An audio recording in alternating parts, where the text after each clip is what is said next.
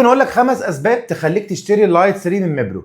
اول حاجه ان الساعه بتيجي بشاشه اموليد 1.3 بوصه، فبيديك حجم شاشه وجوده والوان فعلا مختلفه عن اي ساعه ممكن تلبسها في الفئه السعريه دي. بتدعم المكالمات، والبطاريه بتاعتها بتقعد 10 ايام وممكن توصل معاك 30 يوم، بس طبعا على حسب استخدامك. الساعه مش بس شكلها حلو، لا كمان قويه لان هي مصنوعه من سبائك الزنك، فبيخلي الماتيريال بتاعتها بالشكل الفخم اللي انت شايفه ده. اللي عاجبني جدا ابلكيشن ميبرو الذكي اللي فعلا بيديك اشعارات مختلفه، يعني بيديك اشعار بنبضات القلب لو عملت مجهود عالي في نبضات القلب خلال اليوم، بيبعت لك نوتيفيكيشن ويقول لك خد بالك ولازم تعرف ايه السبب وتحل المشكله. بيقيس الاسترس، وكمان في فيميل سيركل عشان لو بنت بتستخدم الساعه يقدر يفيدها جدا الابلكيشنز ده. وفيها اكتر من 100 مود رياضي، وكمان بتقيس لك جوده النوم بتاعك وتكتبه لك على الابلكيشن، ان هي تقول لك مثلا النوم بتاعك كان عميق وقت قد ايه، بسيط او حتى نوم خفيف.